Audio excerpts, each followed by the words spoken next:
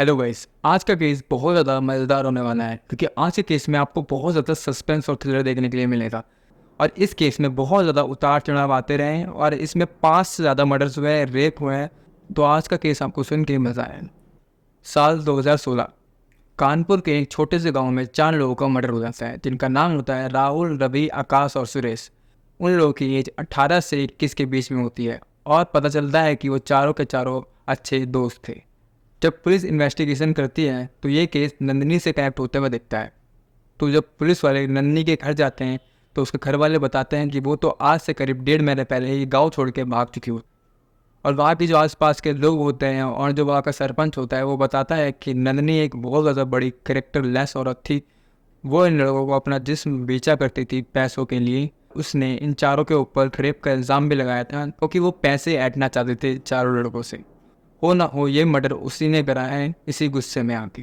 और सरपंच बताता है कि उसने पूरे गांव का माहौल खराब कर रखा होता है और इसकी वजह से सरपंच नंदिनी की फैमिली को यहाँ से जाने के लिए बोल देता है उस गांव से।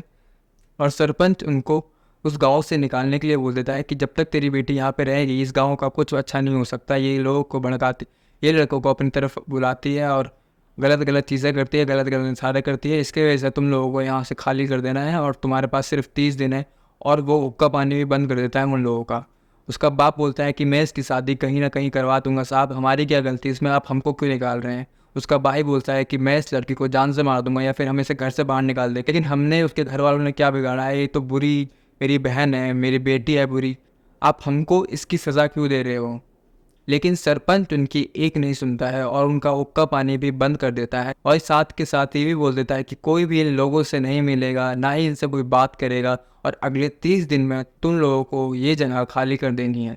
लेकिन नन्ही 30 दिनों से पहले ही गांव छोड़ के भाग जाती है और साथ में अपनी छोटी बहन को भी भगा ले जाती है उस गांव से।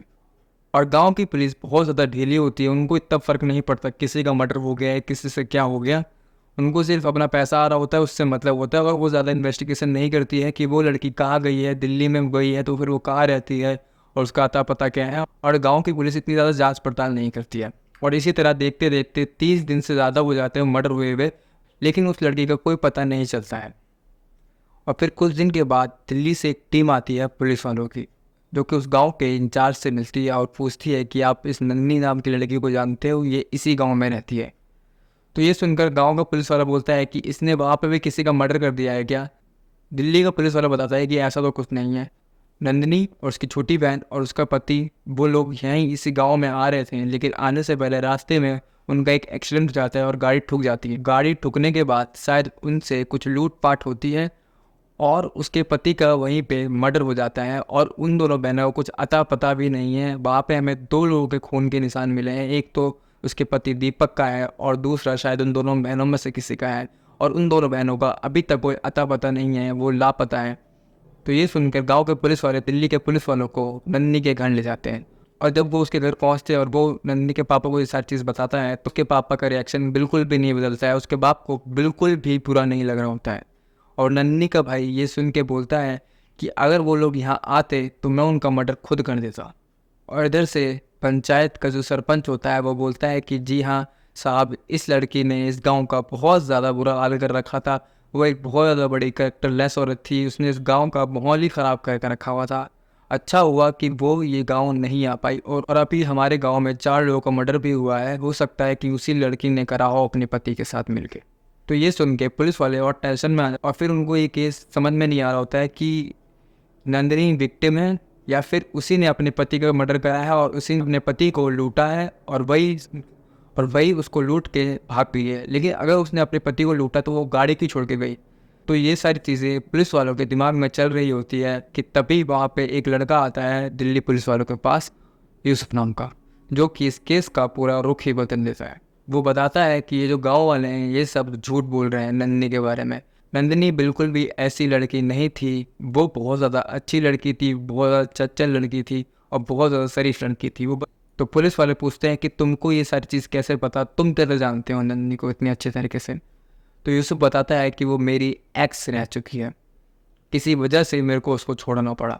वो मेरे को अपनी सारी बातें शेयर करती थी। तो यूसुफ बताता है कि 13 अक्टूबर शाम के 6-7 बजे जब नंदिनी बच्चों के साथ खेल के अपने घर जा रही होती है तो वो 4 लड़के जिनका मर्डर हुआ है वो नंदिनी को रोक लेते हैं और उसको ज़बरदस्ती पेड़ के नीचे ले जाके बारी बारी करके उसका रेप करते हैं।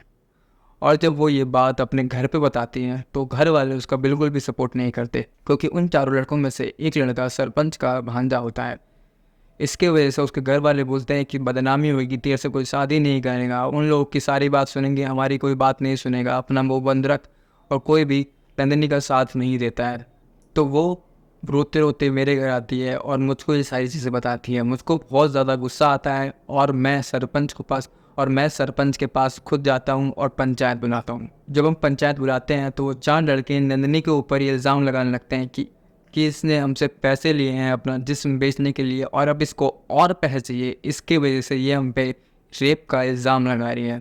और सिर्फ वही नहीं, गांव के और लोग भी नंदिनी का साथ नहीं देते हैं। वो नंदिनी को बोलते हैं कि ये इतने टाइट टाइट कपड़े पहन के हम मर्दों का मन ललचाती है, इसकी वजह से इसके साथ जो हो रहा है अच्छा हो रहा है और इसके साथ ऐसा ही होना चाहिए।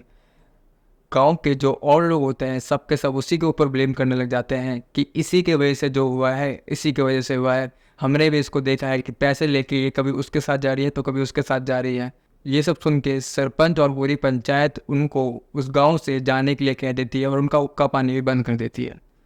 उसका जो बाप होता है वो बोलता है कि मालिक हम कहाँ जाएंगे, हमारे पास तो कोई और आसरा भी नहीं है।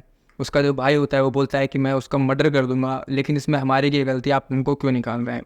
सरपंच उनकी एक बात नहीं सुनता है और उनको 30 दिन के बाद गांव छोड़ने का आदेश दे देता है।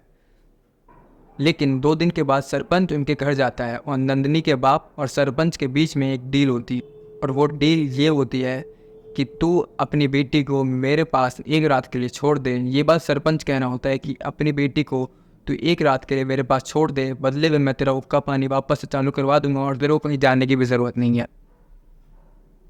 तो ये सुन के उसका बाप ऐसा ही करता है और अपनी बेटी को ज़बरदस्ती एक रात के लिए सरपंच के पास छोड़ के आता है और सरपंच वहाँ पे नंदिनी का रेप करता है।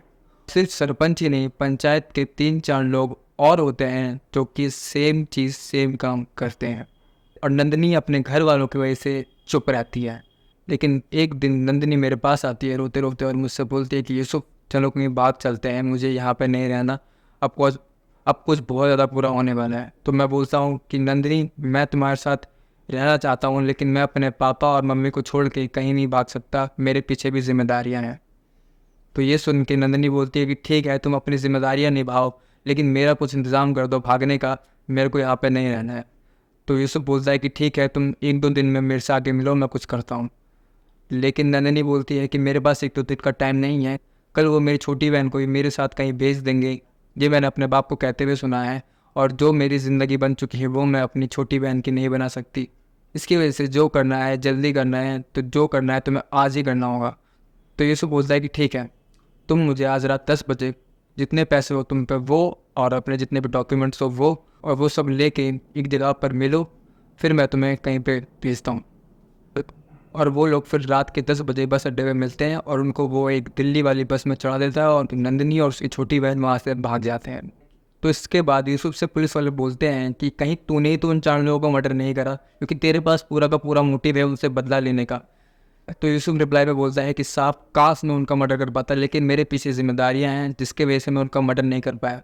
लेकिन मैं बहुत ज़्यादा खुश हूँ कि उनका मर्डर हो गया, उन जल्लादों के साथ ऐसा ही होना चाहिए। बट पुलिस वाले और कन्फ्यूजन में आ जाते हैं कि जिसको अभी हम सोच रहे थे जिसने मर्डर किया होगा वापस से विक्टिम बन चुकी है। तो फिर उसके बाद पुलिस वाले सोचते हैं कि इसने 3 महीने के अंदर शहर में ऐसा क्या करा जिसकी वजह से इसकी शादी भी हो गई और ये लोग इतने ज़्यादा खुश भी हो गए। तो पुलिस नंदिनी का पास्ट खंगालती है जो कि उसने शहर में आने के बाद किया होता है। तो जहाँ पे वो पहले काम करती थी पुलिस वाले वहाँ पे जाते हैं तो पता करते हैं कि नंदिनी को कैसे जॉब मिली होती है। तो वहाँ का जो मैनेजर होता है वो बताता है कि साहब लड़की बहुत ज़्यादा परेशान थी, तो वो सब देख के मैंने उसको जॉब दी थी। पुलिस वाले वहाँ से जा ही रहे होते हैं कि वहाँ पे एक लड़का आता है राहिल नाम का, जो बताता है कि साहब ऐसा कुछ नहीं है, ये बॉस बहुत ज़्यादा बुरा इंसान है। जब नंदिनी यहाँ पे आई थी तो उसे देख के ही मुझे क्रश हो गया था उसके ऊपर। वो मुझसे अपनी सारी बात शेयर करती थी, लेकिन वो बहुत ज़्यादा तेज़ दिमाग की भी थी। वो बताता है कि जब नंदिनी यहाँ पे आई थी तो उसने मैनेजर के साथ एक डील करी थी। वो डील ये थी कि मैं आपके साथ एक रात के लिए सोने के लिए तैयार हूँ, बदले में आप मुझे ये जॉब दे दें। तो मैनेजर ने बिल्कुल ऐसे ही करा और इस तरह से नंदिनी को जॉब मिली थी। और हम लोगों का काम सेल्स का होता है और हमको चीज़ें बेचनी पड़ती है। इसकी वजह से हमें क्लाइंट से जुड़ना पड़ता है। और इसी बीच वो दीपक से मिली थी और वो लोग मिलते रहे, इतनी ज़्यादा बार मिले और नंदिनी ने उसे फंसा लिया। और मेरा क्या साहब, मैं तो कहीं कहीं रह गया। तो ये बात सुन के पुलिस वाले बोलते हैं कि कहीं तूने तो उनको नहीं मार दिया है, तेरे को बदले की वजह से हो सकता है कि तू नहीं मार दिया उन लोगों को। अगर मैंने ये सारी चीज़ें करी होती तो मैं आपसे आकर थोड़ा ना बोलता कि ऐसा ऐसा कुछ हुआ है। तो पुलिस वाले उसके ऊपर भी नज़र रखने के लिए बोलते हैं। तो इसी बीच उन्हें पता चलता है कि जो नंदिनी की छोटी बहन होती है गीता, उसका भी एक बॉयफ्रेंड होता है, उसका भी एक बंदा होता है। तो पुलिस वाले उसको भी उठा के ले आते हैं इन्वेस्टिगेशन के लिए कि तेरी गर्लफ्रेंड इतने दिनों से लापता है और तेरा कुछ अता पता ही नहीं है, तूने कुछ करा ही नहीं है। तो जो उसका बंदा होता है शिवम, वो बताता है कि सर मैं तो उसको कब से कॉल कर रहा हूँ लेकिन वो तो मेरा कॉल ही नहीं उठा रही, आप देख सकते हो। और मैं उसके घर पे भी गया लेकिन वहाँ पे ताला लगा हुआ था। तो सर मैं क्या करता, मेरे को लगा कहीं पे होंगे। तो ये सुन के पुलिस वालों को थोड़ा सा अजीब लगता है कि ये बहुत ज़्यादा लाइटली बोल रहा है, लेकिन पुलिस वाले उस टाइम इतना गौर नहीं करते। फिर 2 दिन के बाद पुलिस वालों को एक लाश मिलती है जंगल में, जो कि एक लड़की की होती है और कोई नहीं, नंदिनी होती है। ये केस और ज़्यादा उलझ जाता है। पेट में एक धारदार चीज़ से वार किया गया होता है और साथ में उसका गला भी घोटा गया होता है। ये केस और भी ज़्यादा उलझ जाता है कि अब ये किसने कर दिया। और उसकी छोटी बहन अभी भी लापता होती है, गीता का अभी भी कोई अता पता नहीं होता है। तो ये केस और भी ज़्यादा उलझता जा रहा था और पुलिस को कुछ समझ में नहीं आ रहा होता है कि अब क्या करना है। और इसी तरह दिन बीतते हैं। तो इसी बीच नंदिनी का जो फ़ोन होता है उससे कोई और सिम लगा के कोई किसी को कॉल करता है। पुलिस वाले वो उसको ट्रैक करते हुए पहुंचते हैं। तो वो एक लाला होता है जो दुकान का नॉर्मल बंदा होता है। पुलिस वाले पूछते हैं लाला से कि तेरे पास ये फ़ोन कहाँ से आया। तो लाला बताता है साहब ये तो मेरे बेटे ने दिया। तो पुलिस वाले उसके बेटे को पकड़ते हैं, उसके बेटे से पूछते हैं कि तेरे पास ये फ़ोन कहाँ से आया। तो बोलता है साहब मैंने तो एक दुकान से सेकंड हैंड में लिया था। तो फिर पुलिस वाले उस दुकान के पास जाते हैं और दुकान वाले से पूछते हैं कि तेरे पास ये फ़ोन कहाँ से आया। तो पुलिस वालों को वो दुकान वाला बताता है कि साहब मेरे पास एक लड़का आया था जिसने मेरे को ये बेचा था। तो पुलिस वाले पूछते हैं कि तेरे को उसका हुलिया याद है। तो वो बोलता है कि नहीं साहब मेरे को इतने सारे लोग आते हैं, मेरे को तो हुलिया याद नहीं है। तो फिर बोलता है कुछ भी याद हो। तो वो बोलता है सब सिर्फ एक चीज़ याद है कि उसके हाथ में एक ब्रेसलेट था जो कि सलमान खान पहनता है। तो फिर से पुलिस वालों के हाथ में कुछ नहीं लगा होता है, सिर्फ एक ब्रेसलेट होता है और ब्रेसलेट बहुत सारे लोगों के पास होता है। और इसी तरह से दिन बीत रहे होते हैं और उस केस में कुछ भी मिल नहीं रहा होता है कुछ कि तभी पुलिस वाले शिवम को एक बुरखे वाली लड़की के साथ घूमते हुए देखते हैं। तो वो जल्दी से पता लगाते हैं कि ये कौन है। तो उसमें पता चलता है कि वो लड़की और कोई नहीं गीता है। वो जल्दी से उन दोनों को उठा लेते हैं और इनसे फिर पूछताछ करते हैं कि कैसे क्या हुआ, किसने किसका मर्डर करा, और अपने तरीके से पूछताछ करते हैं। शिवम अपने को बचाने के चक्कर में बता देता है कि साहब जो दीपक का मर्डर हुआ है वो और किसी ने नहीं, गीता ने करा था, जानबूझ के नहीं करा मगर कर दिया। शिवम पुलिस वालों को बताता है कि होता ऐसा है कि साहब वो तीनों गांव जा रहे होते हैं, लेकिन दीपक उनको कुछ बताता नहीं है कि वो लोग कहाँ जा रहे हैं। दीपक से वो लोग बहुत बार पूछते हैं कि हम कहाँ जा रहे हैं, सब बताओ ना जीजू, बताओ ना जी बताओ, लेकिन दीपक कुछ भी नहीं बताता है। जब आधा रास्ता हो जाता है तो फिर वो बहुत ज़्यादा फोर्स करने लग जाता है, बताओ ना कहाँ जा रहे हैं। तो दीपक गुस्से में बोलता है कि तुम्हारी असलियत से मिलवाने तुम्हें तुम्हारे यूसुफ से मिलवाना है, तुम्हारा गाँव। तो ये सुन के नंदिनी बिल्कुल पका जाती है और वो बहुत ज़्यादा हैरान हो जाती है कि इसको यूसुफ के बारे में कैसे। तो नंदिनी बोलती है कि हमें गाँव नहीं जाना, मैं गाँव नहीं जाना, गाड़ी मोड़ो। लेकिन दीपक उनकी एक भी बात नहीं सुन रहा होता है। तो इसी बीच खींचातानी में वो स्टीयरिंग घुमाने लग जाती है और गाड़ी जाके ठुक जाती है। तो जब गाड़ी ठुक जाती है तो दीपक बहुत ज़्यादा घायल हो जाता है और गुस्से में आके दीपक नंदिनी को 2 चांटे भी मार देता है। ये सब देख के गीता को बहुत ज़्यादा गुस्सा आता है और वहीं पे एक लोहे की रॉड रखी रहती है जो कि आगे से नोकीली होती है। वो उस रॉड को दीपक के पेट में घुसा देती है और दीपक की वहीं पे जान निकल जाती है। ये सब देख के नंदिनी को बहुत ज़्यादा गुस्सा आता है, वो गीता को बहुत ज़्यादा सुनाती है, गाली आती है, लेकिन फिर वही रोड वो अपने पेट में घुसा लेती है और बोलती है कि तू यहाँ से भाग जा, मैं कुछ करती हूँ, तू यहाँ से भाग जा। और गीता वहाँ से भाग जाती है और नंदिनी भी कहीं ना कहीं निकल जाती है। ये तो पता चल गया कि दीपक का मर्डर किसने करा है, लेकिन नंदिनी का मर्डर किसने करा है। तो जब पुलिस वाले शिवम से बातचीत कर रहे होते हैं तो उसके हाथ में वही सलमान खान वाला ब्रेसलेट होता है। तो वो जल्दी से पहचान लेते हैं हो ना हो नंदिनी के साथ जो भी कुछ हुआ है इसी ने करा है। और पुलिस वाले अंधेरे में तीर चलाते हुए बोलते हैं कि नंदिनी के साथ तूने क्या करा, हमें सब कुछ पता है तेरे ब्रेसलेट की वजह से। फिर पुलिस वाले जब शिवम से ढंग से पूछते हैं तो पुलिस वालों को शिवम को सारी बात बतानी पड़ती है, और कि नंदिनी नहीं चाहती थी कि उसकी बहन और मेरा रिलेशनशिप आगे बढ़े और हम दोनों साथ मिलकर शादी करें। तो इसी वजह से उसने उसको मार दिया। जब लेकिन इस केस में 4 मर्डर और हुए होते हैं, लेकिन उन मर्डर्स का अभी तक कुछ पता नहीं चला होता है, और उनका मर्डर का पता चलता भी नहीं है कि वो मर्डर किसने करे होते हैं, क्योंकि वो अभी तक सुलझा ही नहीं है।